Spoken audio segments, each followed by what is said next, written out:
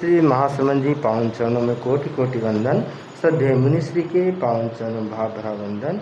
उपस्थित समस्त श्रावक श्राविका समाज, आज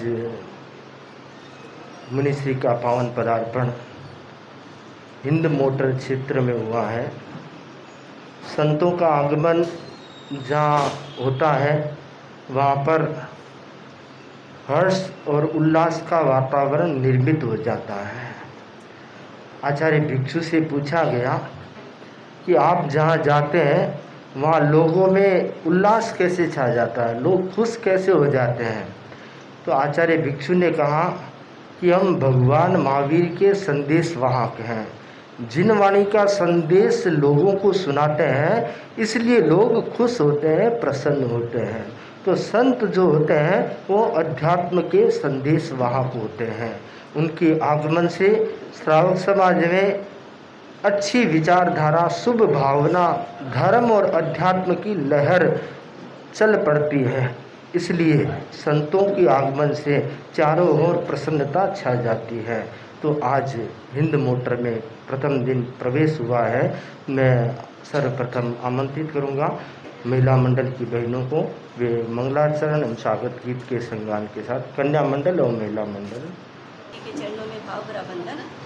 सभी को जय जिनेन्द्र।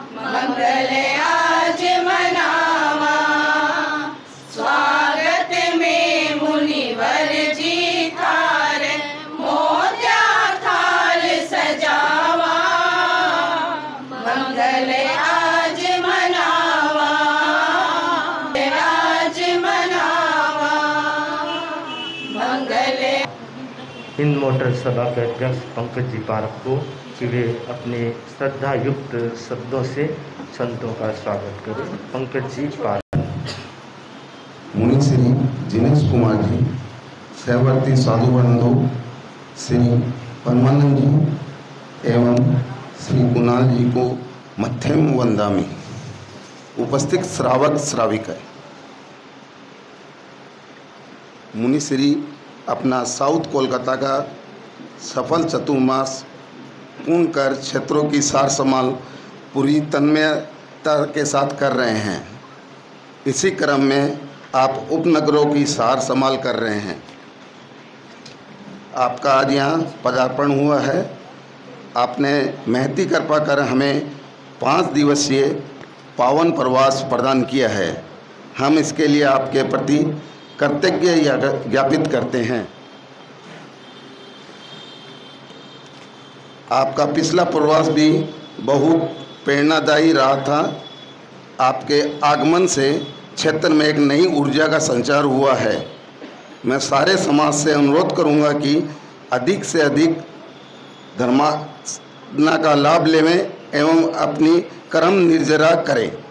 आपका प्रवास मंगलमय हो एवं आपके तनु शरीर में सुख साता बनी रहे, यही कामना है। इन्हीं भावों के साथ ओम हरम। समन जी के चरणों में कोटि कोटि वंदन। यहाँ उपस्थित मुनि श्री जिनेश कुमार जी एवं सहवर्ती मुनिवृंद के चरणों में मथेन वंदन। बड़े ही सौभाग्य की बात है, आज मुनि श्री ने कृपा कर हिंद मोटर की ओर प्रवेश किया है। आज मुनि श्री ने हम हिंद मोटर वासियों को जो 5 दिनों का अवसर प्रदान किया है, मैं सकल श्रावक समाज से एवं सभी से ये विनती करूँगा कि इन 5 दिनों में हमें ज़्यादा से ज़्यादा मुनि श्री के चरणों में मनुष्य श्री के सानिध्य का हमें सानिध्य प्राप्त करना है एवं अपने ज़्यादा से ज़्यादा कर्म निजरा का लाभ लेना है।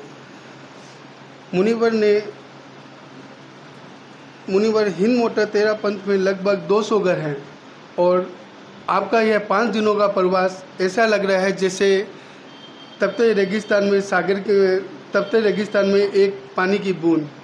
तो इन 5 दिनों में हम लोग ज़्यादा से ज़्यादा सेवा एवं कर्म निजरा का लाभ लेने का प्रयास करेंगे और इन्हीं भावनाओं के साथ ओम। आचार्य श्री के चरणों में मेरा श्रद्धातीत नमन। साध्वी प्रमुखा विशुद्ध प्रभा जी के चरणों में मेरा भाव भरा नमन। अत्र विराजित विदिता के धनी मुनि जिनेश कुमार जी एवं सहवर्ती संतों को मेरा भाव भरा नमन। उपस्थित श्रावक समाज को मेरा जय जिनेंद्र। हम कोलकाता वासी अत्यंत सौभाग्यशाली है कि विगत 2 वर्षों में आपकी अमृतवाणी श्रवण करने का सौभाग्य मिला है। आपके प्रवचन के माध्यम से ज्ञान की गंगा बही है। इस ज्ञान की गंगा में नहाने का आज हमारे और हमारे भगवती गार्डन परिवार को शुभ अवसर प्राप्त हुआ है। इसके लिए मैं अपने आप को बहुत खुश नसीब मान रहा हूँ। आपकी कृपा दृष्टि के लिए अत्यंत कृतज्ञता ज्ञापित करता हूँ। आपकी कृपा दृष्टि बनी रहे, यही मंगल कामना करता हूँ। यहाँ उपस्थित सभी महानुभावों का मैं स्वागत करता हूँ और भगवान से यही प्रार्थना करता हूँ कि देव गुरु धर्म में मेरी आस्था बनी रहे। मेरे द्वारा कोई अविनय असाधना हुई हो तो उसके लिए क्षमा याचना करता हूँ। प्रभु नाम का स्मरण दोनों ही दुर्लभ है। सुतदार और लक्ष्मी, संतान की प्राप्ति, पत्नी की प्राप्ति और धन की प्राप्ति, लक्ष्मी की प्राप्ति, ये तो जो पापी लोग हैं उनको भी हो जाती है, उनको भी मिल जाते हैं। परंतु संतों का समागम और भगवान नाम स्मरण की बुद्धि उत्पन्न होना अपने आप में बहुत दुर्लभ है। तो वे क्षेत्र भाग्यशाली होते हैं जहाँ पर संतों का पदार्पण होता है। वे लोग धन्य होते हैं जिन्हें सत्संग करने का अवसर प्राप्त होता है। तो हिंद मोटर वासियों को 5 दिन का ये प्रवास सत्संग का सुनहरा अवसर है और इस अवसर को अधिक से अधिक लाभ उठाने का प्रयत्न करें। सुबह, दोपहर, शाम प्रार्थना में चारों टाइम अधिक से अधिक लाभ उठाने का प्रयत्न करें, क्योंकि संतों की जो वाणी है वह बादल की तरह होती है। संत बादल की तरह होते हैं। बादल बिना भेदभाव के सब जगह बरसता है। वह यह नहीं देखता ये गांव है कि शहर है, बंजर भूमि है या उपजाऊ भूमि है, अमीर का खेत है गरीब का खेत है, वह तो सब जगह समान रूप से बरसात बरसाता है। तो ठीक उसी प्रकार संत भी सभी क्षेत्रों में समान रूप से ज्ञान की वर्षा करते हैं। वो ये नहीं देखते कि ये छोटा आदमी है कि बड़ा आदमी है, ज्ञान का पात्र है, उन सब को ज्ञान देना चाहिए। तो संतों का कार्य है वह निर्लेप भाव से सभी को ज्ञान प्रदान करना है। तो आज संत आपके क्षेत्र में पधारे हैं तो अधिक से अधिक सत्संग का लाभ उठाने का प्रयास करें। मेरा निवेदन श्रद्धेय मुनिश्री से आज के इस पावन अवसर पर अपना उद्बोधन प्रदान करने तो निवेदन मुनिश्री। अहिंसा के अवतार भगवान महावीर स्वामी के चिंतन में कोटि वंदन। युग प्रदान आचार्य महासमुद्र जी के चिंतन में कोटि वंदन। मुनिवृंद, उपस्थित धार्मिक प्रेमी भाइयों बहनों, प्रभु महावीर की वाणी है, जे बुद्धा आए कंता, जे बुद्धा आना गया, संते सिंह अठारं भूयारं जगहि जहा, भूयारं जगहि जहा। मानवीय विचारना का सर्वोपरि मृदु और मधुर परिपाक है शांति। शांति सुख का सबसे सुंदर रूप है। शांति संघर्ष में नहीं, समन्वय में है। शांति वह हिमखंड है जो अग्नि के सिर पर पैर रखे हुए हैं पर पिघलता नहीं। शांति उस आह्लाद का नाम है जिससे आत्मा में जागृति,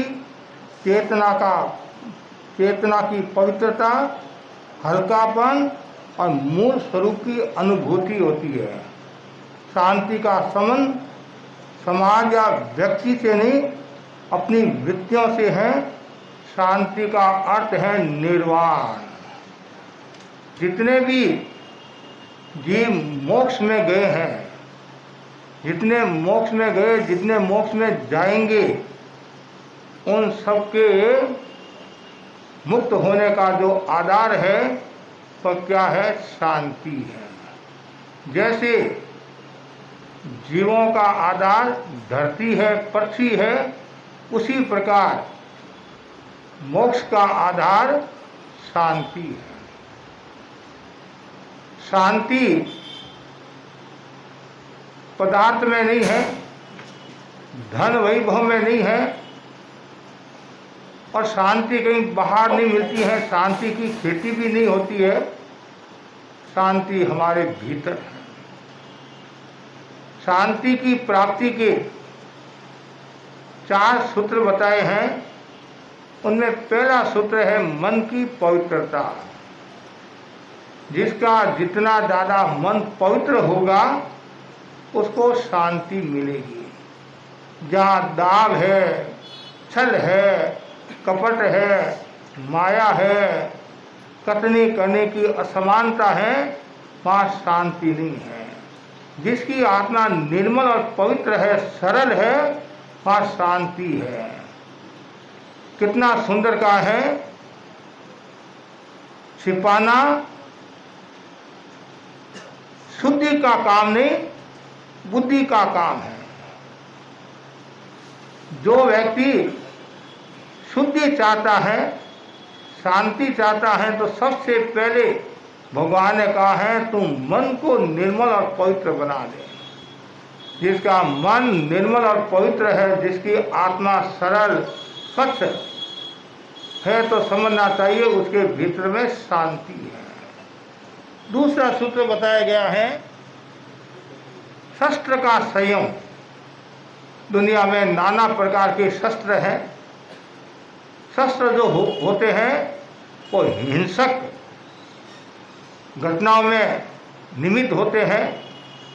जहाँ शस्त्र है वहाँ आत्मा का विकास नहीं है, और जहाँ शास्त्र है वहाँ आत्मा का विकास है।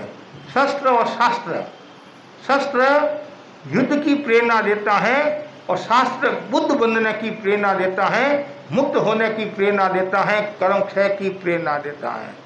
इसलिए हमेशा ज़्यादा से ज़्यादा शास्त्र का पठन पाठन होना चाहिए, और जो व्यक्ति जितना ज़्यादा शस्त्र का संयम करेगा उतना ही वह सुखी रहेगा।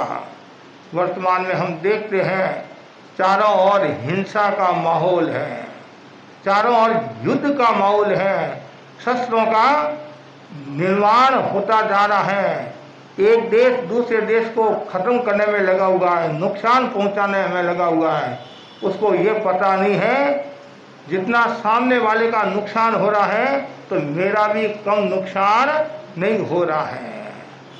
मेरे को एक नेता ने कहा था, महाराज एक दिन यदि युद्ध होता है करोड़ों का नुकसान हो जाता है और देश पीछे हो जाता है। निर्माण में टाइम लगता है लेकिन ध्वंस में टाइम नहीं लगता है। मकान बनाने में कितना समय लगता है और तोड़ने में समय नहीं लगता है। संबंध जोड़ने में कितना समय लगता है और संबंध तोड़ने में कोई समय नहीं लगता है। इसलिए आवश्यकता है हमें शस्त्र का संयम करना है, और जितना ज़्यादा जो शस्त्र का संयम करेगा उतना ही वह शांति को प्राप्त होगा। तो जीवन में संयम जरूरी है, मन का संयम, वचन का संयम और काया का संयम। यदि कोई व्यक्ति किसी के बारे में बुरा सोचता है, अनिष्ट का भाव रखता है, तो सामने वाले व्यक्ति का बुरा हुआ कि नहीं हुआ, लेकिन अपनी आत्मा का तो नुकसान हो गया। किसी के बारे में बुरा नहीं सोचना। गांधी जी के 3 बंदर है नहीं, बुरा मत बोलो, बुरा मत सुनो, बुरा मत देखो। तो 2 बंदर हमारी तरफ से जोड़ दो, न बुरा सोचना न बुरा करना। जो दूसरों का बुरा करता है तो सामने वाला का बुरा हुआ कि नहीं हुआ, लेकिन अपना तो बुरा हो गया, अपनी आत्मा का तो नुकसान हो गया। हमेशा मन से अच्छा सोचना, पवित्र सोचना, और ये भावना मेरा भी कल्याण और सबका भी कल्याण हो, कल्याण हो, कल्याण कल्याण कल्याण। यदि आप अच्छा सोचते हैं तो सब लोग अच्छा सोचेंगे, और आप यदि बुरा सोचते हैं तो दूसरे लोगों के मन में भी वैसा भाव आ जाएगा। चक्रवर्ती ने कहा, राजा ने कहा, ये जो तालाब मैंने खुदवाया है, मेरी इच्छा है तालाब दूध से भरा हुआ देखूं। पानी से भरा हुआ तो सब देखते हैं, मैं दूध से भरा हुआ देखना चाहता हूं। तो जितने भी मेरे जो सिपाही है, कर्मचारी है, या देश के सदस्य है, राज्य के सदस्य है, उन सब से मैं रिक्वेस्ट करता हूं, सब एक एक लोटा दूध तालाब में डाले। इससे क्या होगा, तालाब भर जाएगा और मेरी इच्छा पूरी हो जाएगी। राजा खुश हो गया, मेरे अनुयायी कितने विनीत थे, मेरी आज्ञा का पालन करेंगे। और एक व्यक्ति के मन में आया, मैं एक लोटा यदि पानी डाल दूं तो क्या फर्क पड़ेगा, क्या फर्क पड़ेगा। वो एक व्यक्ति के मन में नहीं आया, सबके मन में वही आया, सबके मन में वही आया। सब लोगों ने दूध की जगह पानी डाल दिया। राजा तो खुश हो रहा है कि सुबह सुबह में हाँ तालाब दूध से भरा हुआ देखूंगा, लबालब देखूंगा। जैसे सूर्योदय हुआ और राजा जाता है और देखता वो दूध नहीं है, पानी। आप सोचते हैं एक व्यक्ति के मन में नहीं, सबके मन में वैसी भावना आ गई है। इसलिए हमेशा मन में अच्छी भावना आए। एक लोटा दूध डाले तो क्या फर्क पड़ता, लेकिन लोगों की मानसिकता है। और आप भी ऐसे ही सोचते होंगे, मैं एक व्याख्यान में नहीं गया तो क्या फर्क पड़ा, एक सामने नहीं गया तो क्या फर्क पड़ा, 200 घर तो है। और जैसा तुमने सोचा है वैसे उन्होंने भी सोचा कि वो गया होगा कि घड़ा हमारा भांजा भूखा रह जाओ है। हाँ, ज़्यादा मामा है, भाणेज एक है, तो मामा क्या सोचता वो उसके यहाँ भोजन करेगा, उसके यहाँ भोजन करेगा, बेचारा सुबह से लेकर शाम तक भूखा का भूखा रह गया। इसलिए मन से अच्छा सोचना। दूसरा है वचन से अच्छा बोलना, वाणी का संयम भी जरूरी है। और जो व्यक्ति वाणी का संयम रखता है तो वो बहुत सुखी हो जाता है। बहुत सुंदर का है, कड़वी कड़वी कड़वी जबान के 100 नुकसान है, कटु जबान के 100 नुकसान है और मीठी जुबान के 1000 फायदे हैं। रावण ने कड़वा बोलकर अपने सगे भाई को खो दिया और वही राम ने मधुर बोलकर दुश्मन के भाई को भी अपना दोस्त बना दिया। कभी कभी ऐसा होता है, हम अपनी वाणी से घर वालों को भी पराये बना देते हैं और परायों को भी घर वाले बना देते हैं। सारा खेल वाणी का है। जीवा संभली जीवन संभला, जीवा बिगड़ी जीवन बिगड़ा। वाणी की भव्यता, वाणी की सभ्यता और जीवन की भव्यता। वाणी यदि सभ्य है, वाणी में मिठास है, वाणी में प्रेम है, सौहार्द है, तो सब लोग आपके पास आएंगे। जो सभा संस्था है, घर परिवार है, उनके जो मुखिया है, साधु समाज है, वो जितना ज़्यादा वाणी का संयम रखेगा उतना ही समाज, घर परिवार तेजस्वी होगा, साधना अच्छी होगी और सब लोग आपके पास में आएंगे। चलो उनके पास जाए तो मीठा बोलता है, अच्छी बातें बताता है, प्रेम की बातें बताता है, सौहार्द की बातें बताता है, समन्वय की बातें बताता है, वो जोड़ने की बातें बताता है, तोड़ने की बातें नहीं बताता है। ये जो जीभ है ये तोड़ने का भी काम करती हैं और जोड़ने का भी काम करती हैं। एक शब्द आपने कह दिया और बस उसे तो महाभारत हो जाता है। महाभारत, और भारत में भी महाभारत हो जाता है, भारत में भी महाभारत हो जाता है। तो वो महाभारत के बारे में तो हमने सुना है, पढ़ा है, लेकिन आज तो घर घर में महाभारत देख रहे हैं, भारत में महाभारत देख रहे हैं। लेकिन हमने वैसा महाभारत नहीं बनाना है जिससे कर्मों का बंधन हो, कर्मों का बंधन हो और साथ में आत्मा का नुकसान हो। इसलिए वाणी का संयम जरूरी है और जितना ज़्यादा वाणी का संयम होगा उतनी ही हमारी आत्मा तो शुद्ध होगी, परिवार शक्तिशाली होगा और समाज भी तेजस्वी होगा और देश भी यशस्वी मनस्वी होगा। अभी आपने चुनाव के परिणाम देखे और चुनाव के समय जो नेता लोग शब्द बोलते थे, कितने ऐसे ऐसे शब्द बोलते थे जिनकी हम कल्पना नहीं कर सकते हैं। वैचारिक मतभेद हो सकता है, मतभेद हो सकता है, मनभेद नहीं होना और साथ में ऐसे शब्द नहीं बोलना चाहिए जिससे सामने वाले व्यक्ति को ठेस पहुंचे, दुख हो, पीड़ा हो। गलती किससे नहीं होती है, सबसे गलती होती है, सबसे गलती होती है। तो उसको सुधारने की कोशिश करो, बिगाड़ने की कोशिश मत करो। संबंध जोड़ने की कोशिश करो, संबंध को बिगाड़ो मत। संबंध को बिगाड़ने का मतलब है घर परिवार समाज से दूर होना और वापिस संबंध बनने में टाइम लग जाएगा। और हमारे साधु संतों को कितनी मेहनत करनी पड़ती है, आचार्यों को कितनी मेहनत करनी पड़ती है। बार बार आचार्यों को फरमाना पड़ता है शांति शांति शांति, वाणी का संयम, वाणी का संयम। एक वाणी का संयम होता है तो पराये को भी अपना बना देता है और वाणी का संयम नहीं होता है तो अपने को भी पराया बना दे, पराये को अपना, अपने को पराया। तीसरा है काया, काया का संयम भी जरूरी है। काया से असत प्रवृत्ति नहीं करना। कुछ लोग ऐसे होते हैं, कोई व्यक्ति जा रहा है और पैर में पैर डालकर उसको नीचे गिरा देता है। क्या किया रे, कि मैंने तो ऐसा ही किया, मैंने तो मजाक किया है, विनोद किया है। और तुमने तो विनोद मजाक किया, बेचारे के लगी। एक बच्चा स्कूल में स्टूल पर बैठ रहा था, स्टूल होता ना, बैठ रहा था, तो दूसरे बच्चे ने क्या किया, और लोह की कोई चीज़ थी और नुकीली चीज़ और उस नीचे ऐसे लगा दी। परिणाम ये आया, बेचारा बच्चे के समस्या होगी, लग गई और उस बच्चे को स्कूल से बाहर निकाला गया। क्यों? उसने असंयम कर लिया। असंयम कभी कभी होता है, हाथ का भी असंयम होता है, पैर का भी असंयम होता है, वाणी का भी असंयम होता है। कभी कभी माताएं गुस्से में आ जाती है और बच्चे को हाथ से मारती है। कुछ बच्चे तो ऐसे होशियार होते हैं, मम्मी को भी पानी पिला देते हैं, मम्मी को भी पानी पिला देते हैं। आजकल तो इतना नहीं है, आजकल तो क्यों एक ही बेटा एक ही बेटी है, हम दो हमारे दो, हम दो हमारे एक, फिर तुम तुम्हारे हम हमारे। हाँ, इसलिए ज़्यादा बच्चों को कहते भी नहीं है, लेकिन कहना भी चाहिए प्रेम के साथ, अहिंसा के साथ में, अनुशासन के साथ। नहीं कहेंगे तो बच्चे का सुधार कैसे होगा, लेकिन मारना नहीं चाहिए। अहिंसात्मक तरीके से बच्चों को सुधारना चाहिए। और रोजाना अभी नहीं मारोगे तो वह आपसे दूर हो जाएगा। तो क्यों, वो असंयम हुआ नहीं, हाथ का असंयम हुआ। आपने नाम सुना होगा, आचार्य भिक्षु के काका कौन थे? पेमोजी। पेमोजी थे ना, आचार्य भिक्षु के काका पेमोजी थे। तो पेमोजी का क्या स्वभाव था? तो भिकन जी को बुलाते, रोजाना ठोला मारते।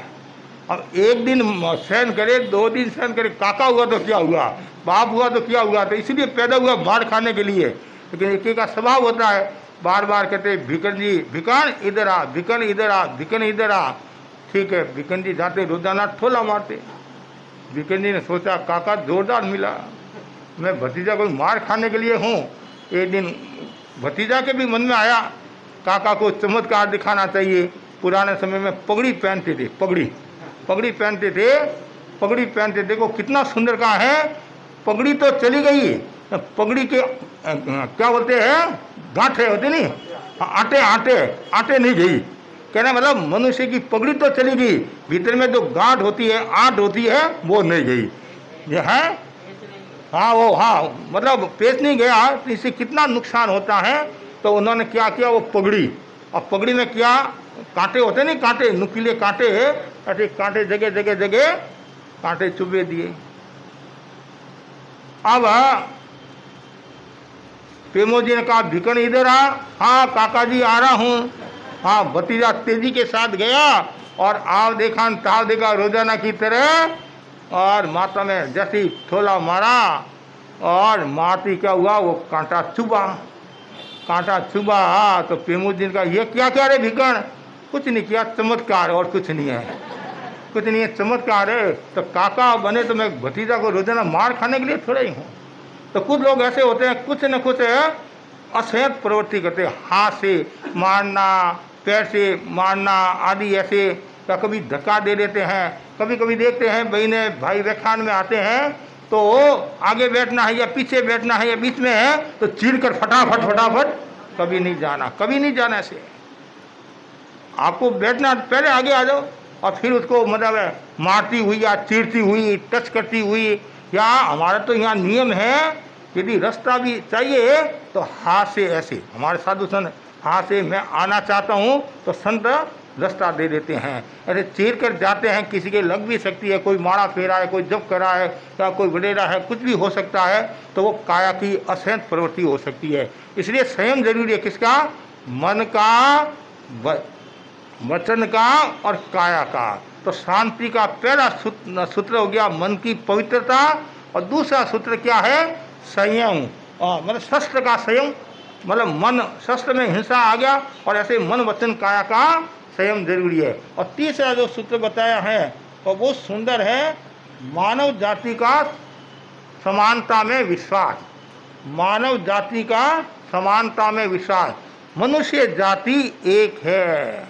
यदि आप भेदभाव करते हैं, ऊंच नीच का भेदभाव करते हैं, आजकल वर्तमान में जातीय हिंसा बहुत बढ़ रही है, जातिवाद बहुत बढ़ रहा है। और जातिवाद बढ़ने के कारण कभी कभी योग्य व्यक्ति हैं वो पीछे रह जाते हैं और अयोग्य आ जाते हैं। आज भगवान महावीर ने जातिवाद को अतात्विक बताया। मनुष्य जाति एक है, सबका खून एक है। सबका खून एक है या दो है? सबका खून एक है। मनुष्य जाति एक है, सबको समान दृष्टि से देखें। लेकिन संस्कार अलग अलग हो सकते हैं। हिंदू के संस्कार अलग हो सकते हैं, मुसलमान के संस्कार अलग हो सकते हैं, ईसाई के अलग हो सकते हैं, सिख के अलग हो सकते हैं। मनुष्य जाति एक है, तो सब में समानता। जैसे ये मेरा भाई है वैसे ये मेरा भाई है, समानता। और भगवान महावीर ने इस पर बहुत बल दिया कि सबको समान दृष्टि से देखो। भगवान महावीर के लिए शब्द का प्रयोग होता नहीं, श्रवण भगवान महावीर। श्रवण भगवान, ये श्रवण शब्द कैसे बना? सम, श्रम और सम, समानता, उपशम की साधना और श्रम की साधना से ये श्रवण शब्द निष्पन्न हुआ है। तो हमारे भीतर में समानता का भाव हो, हम सब एक है, मनुष्य जाति एक है, हम सब प्रेम से रहेंगे, सौहार्द से रहेंगे, और कहीं भी रहो हमारे भीतर में मानवता का भाव आए, मनुष्यता का भाव आए, समानता का भाव आए। और जितना ज़्यादा समानता का भाव होगा उतना ही व्यक्ति आगे बढ़ेगा। और समानता नहीं है, असमानता का भाव आ जाता है तो वहाँ अशांति है, असमाधि है, दुख है, पीड़ा है। कभी कभी ये भाव भी आ जाता है, ये मेरा आदमी है, ये मेरा आदमी है, ये दूसरा आदमी है, ये दूसरी का जाति का है, ये दूसरी संप्रदाय का है। नहीं, मनुष्य जाति एक है। तो ये बार बार भावना भाव, समानता का विश्वास, समानता में ये सब समान है, हम सब समान हैं, और समानता का भाव होगा तो आपके भीतर में शांति का संचार होगा। और आगे बताया गया बहुत सुंदर, वो है सादगी में जीवन। जो सादगी में जीवन जीता है, विलासिता का जीवन नहीं जीता है, भोग का जीवन नहीं जीता है, हिंसा का जीवन नहीं जीता है, वो शांति का जीवन जीता है। सादगी जरूरी है, और जितनी ज़्यादा सादगी होगी उतना ही आपका विकास होगा, उन्नति होगी, गति होगी, समाधि होगी। आज भी ऐसे ऐसे लोग हैं जिनके पास में अरबों रुपये हैं, खरबों रुपये हैं, लेकिन वो सादगी का जीवन जीते हैं, सात्विक जीवन जीते हैं। और कुछ लोग ऐसे होते हैं जिनके पास कुछ नहीं है, वो इतना विलासिता का जीवन जीते हैं, भोग का जीवन जीते हैं, कहीं भी जाते हैं इतना स्टैंडर्ड स्टैंडर्ड स्टैंडर्ड। अरे स्टैंडर्ड की जगह स्टैंडर्ड है, ऐसा स्टैंडर्ड किस काम का जिससे आत्मा का नुकसान होता हो। लेकिन हमेशा सात्विक मनोवृत्ति का भावना, सादगी। आचार्य तुलसी ने लिखा नहीं, सादा जीवन उत विचार मानव जीवन का श्रृंगार। कितना सुंदर है। सुबह प्रार्थना में नारा बोलते हैं, सादा जीवन उच्च विचार मानव जीवन का श्रृंगार। और अनुव्रत में भी ये बात बताई जाती है, जीवन विज्ञान में भी ऐसा ही कहा जाता है कि हमारा जीवन है वो सादगी में होना चाहिए, सात्विक में होना चाहिए। और जितना सादगी में सात्विक जीवन होगा उतना ही आपका आवागमन निर्मल होगा, तेजस्वी जीवन होगा, और सब लोग आपसे प्रेरणा पाएंगे। आचार्य महासमुद्र जी को देखो आप, कितनी सादगी है, कितनी सात्विकता है। इतने बड़े धर्म संघ के आचार्य है, सम्राट है, तारण जहाज है, लेकिन कितनी सादगी है, कितनी सादगी। और आचार्य भिक्षु के बारे में हम पढ़ते हैं तो उनका जीवन पढ़ते हैं तो उनके जीवन में कितनी सादगी, कितनी सादगी। आपको आश्चर्य होगा, 70 वर्ष की उम्र तक उन्होंने गोचरी की, और लास्ट तक उन्होंने नहीं 70 साल तक तो वजन उठाया, और लास्ट तक उन्होंने प्राय गोचरी की है। ये कौन कर सकता है जिसके जीवन में सात्विक वृत्ति होती है, सदाचार का भाव होता है। और जितना सदाचार का भाव होगा, जितनी सात्विकता होगी, उतना ही व्यक्ति शांति का जीवन जिएगा। आज वर्तमान में देखते हैं इतना खर्चा बढ़ गया है, इतना प्रदर्शन आडंबर बढ़ गया है। कभी कभी ऐसा सुनने में आता है, महाराज घर में 2 समय का भोजन नहीं है, लेकिन कर्जा लेकर शादी विवाह में उड़ाते हैं, प्रदर्शन करते हैं। अरे आपने तो कर्जा ले लिया, खर्चा कर दिया, वाहवाही होगी, और वो वापिस कर्जा उतारना कितना भारी हो जाता है। कितना सुंदर का है, गहनों भलों ने बाप को ईश्वर राखे तेग। मतलब बाप का यदि कर्जा है, वो कर्जा उतारना बहुत मुश्किल काम होता है। हमारे बड़े संत फरमाते थे, लुकी सुकी रोटी खा लो, लेकिन कर्जा करके बादाम का हलवा मत खाओ, बादाम की कतली मत खाओ, ज़्यादा प्रदर्शन मत करो। जो आपके पास में है तो उसका भी सदुपयोग होना चाहिए। तो जितना ज़्यादा सदुपयोग होगा और सात्विक मनोवृत्ति होगी, सादगी में जीवन होगा, सदाचार का भाव होगा, तो आपके जीवन में आनंद ही आनंद है। और आप यदि प्रदर्शन करेंगे तो कभी भी छापा वाला आ सकता है और छापा मार सकता है, कभी भी ईडी आ सकती है, इनकम टैक्स वाला, सेल टैक्स वाला आ जाता है। कभी कभी सुनते हैं जैसे विवाह शादी हुई, और कभी तो ऐसे इधर तो विवाह शादी का समय है और इधर वो छापा वाला आ जाता है, ईडी वाला। तो क्यों आया? आपने प्रदर्शन किया, या पड़ोसी ने शिकायत की, या उन लोगों को पता चला, कुछ भी समझो। तो जो जितना ज़्यादा प्रदर्शन करेगा उतना ही नुकसान है। व्यक्ति के भीतर में प्रदर्शन का भाव रहता है, इतना प्रदर्शन का भाव रहता है जिनकी हम कल्पना नहीं कर सकते हैं। कभी कभी बहनों के मन में आ जाता है, भाइयों के मन में आ जाता है, ऐसे कपड़े पहन कर आते हैं ऐसा। और देखा मेरे को सब लोग के महाराज मेरी साड़ी के बारे में आप जानते हो, ये साड़ी कितनी जोरदार है, अब है तो क्या करे, तन को ढकने के लिए पहनी है, न कि प्रदर्शन के लिए। मनुष्य का स्वभाव है। आचार्य महाप्रज्ञ जी एक छोटी सी कहानी फरमाते थे। एक भाई बुढ़िया थी, बुढ़िया के चंद्रबाई का चूड़ा पहना हुआ था। पुराने समय में बहने हाथी के दांत का चूड़ा पहनती थी, हाथी के दांत का चूड़ा पहनती थी। आजकल तो नहीं के बराबर है, आजकल तो नहीं के बराबर, समय समय की बात है। तो अब वो कहीं चौराहे पर बैठी होगी, कहीं है, जो भी लोग जाते हैं उधर से सब लोग कहते हैं वाह वाह वाह भाई कितनी भाग्यशालिनी है। सब लोग इसके चूड़े की प्रशंसा करे हैं, चूड़े की प्रशंसा करे हैं। तो पास में एक बुढ़िया का घर था, उसके मन में भी भावना आई मेरी भी लोग प्रशंसा करे। ये प्रशंसा में आत्मा का नुकसान हो जाता है। कुछ लोग ऐसे होते हैं खुद की प्रशंसा खुद तो नहीं करते हैं, दूसरों के पास करवा देते हैं, दूसरों के पास करवा देते हैं। मैं खुद करूंगा तो हल्की लगेगी ये, तो उनके जो आसपास है, उनके दोस्त है आदि है, तो उनको ऐसा पाठ पढ़ा देते हैं और उनकी प्रशंसा करते रहते हैं। प्रशंसा करना कोई बुरी बात नहीं है, यथार्थ गुणों की प्रशंसा करना अच्छी बात है, लेकिन अनावश्यक प्रशंसा या स्तुति में आप ऐसे हो आप ऐसे हो, तो कभी कभी समस्या भी हो जाती है। तो बुढ़िया के मन में आया मेरे मन में भी, मतलब मेरे भी ये चंद्रबाई का चूड़ा होना चाहिए। तो शाम को उसका पति घर आया और पति से कहा मेरे भी चंद्रबाई का चूड़ा लाओ। पति ने कहा 2 समय का भोजन तो नसीब में है नहीं है, भोजन तो मिलता नहीं और तुम चूड़े की बात करती है कि कुछ भी हो जाए मेरे को तो चंद्रबाई का चूड़ा लाकर दो, नहीं लाकर देते हो तो मैं मेरे पियर जा रही हूँ। पुराने समय में भाई ने पियर का डर दिखाती थी, आजकल तो हमारे भाई बड़े होशियार है, कहाँ जाती आज ही जा। पत्नी ने पति से पूछा कि स्वतंत्रता दिवस कब आता है, कि जब तू मायके जाती है तो स्वतंत्रता दिवस आता है, स्वतंत्रता दिवस आता है। तो अब उस समय तो वैसा माहौल नहीं था। पति ने सोचा ये चली गई तो रोटियाँ ना फोड़ा पड़ी, कहते नहीं रोटी का फोड़ा पड़ेगा, ठीक है।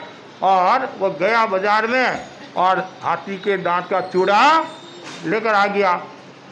अब उसके पास पैसा तो नहीं था, लेकिन किसी दोस्त ने कहा क्या हुआ, ऐसी बात है तुम चिंता मत कर, नकली हाथी का दांत का चूड़ा लेकर आ जाए, चूड़ा ही तो चाहिए और तुमको जैसा तुम लाकर देगा वैसे पहन लेंगे, राजी हो जाएगी।